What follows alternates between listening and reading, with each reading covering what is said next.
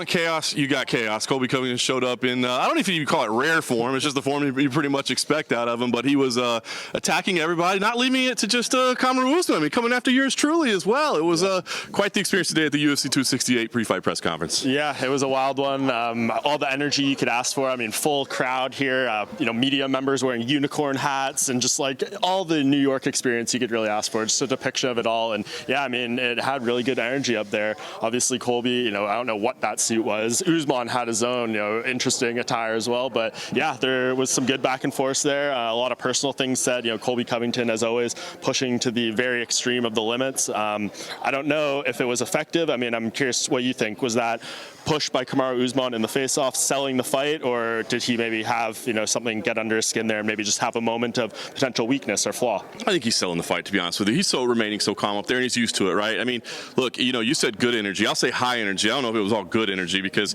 a lot of personal insults going back and forth, and as you said, some families brought in and that sort of thing. And I mean, look, it's the fight game. Nasty things are said. We hear that all the time. But some of that stuff's a little bit too much sometimes. But that's what you get with Colby Covington. And I think Usman was just trying to sell the fight a little bit. Yeah. And it is what it is. We're going to have a fight. They're going to get to punch each other in the face on Saturday night, and it should be a good one. The first one was a classic. We'll see if this one stands up.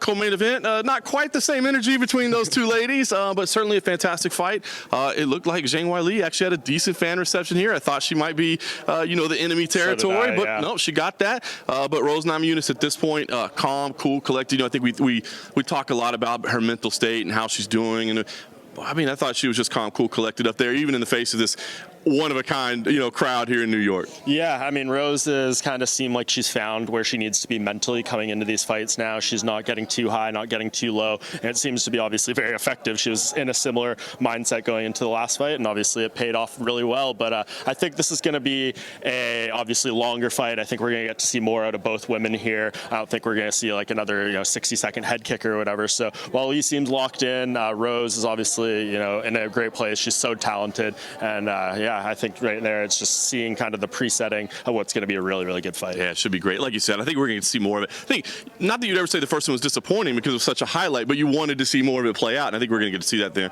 Yep. And then, of course, Justin Gaethje, Michael Chandler, now the main card opening bout here. Pretty cool of the UFC to make that move, right? I think that's going to benefit, especially Rose Namajunas, especially to have Trevor Whitman there in the locker room getting her warmed up, but moved it to the main card opener. Certainly going to be fireworks to start it. Listen, not quite the level of Colby Covington, Kamaru Usman trash talk, but a little bit today between them. Yeah, it was good stuff. Those guys, I mean, the fight speaks for itself. Like those two, they could say literally 0 words the entire time leading up to this fight, and we know we're going to get probably the fight of the night. I'm glad it's moved to the opening fight. I like the idea of them doing back-to-back-to-back, but that's just like me, being the reporter looking for a story to talk about. If you're in Trevor Whitman's shoes, like we got to be realistic and give him, something that's a little bit more achievable here. So I think that's great that they're doing that. I mean, a really interesting fight. I think, obviously, #1 contender fight. What do you think? That was, I don't think it was asked to Dana White or either guy in the most graceful manner, but it seems to be, in my opinion, if this somehow is a dud, maybe Islam Makhachev comes in, but I think if Justin Gaethje wins in particular, he gets either Poirier or Oliveira. I don't know if Michael Chandler gets it, especially if Oliveira does. Especially if Oliveira wins, this is exactly right. I think Gaethje, if he wins, automatic shoe-in, he gets it. If Chandler wins, now you got to see how things play out and schedules and all that sort of stuff. So at least a #1 contender fight on one side of it. And,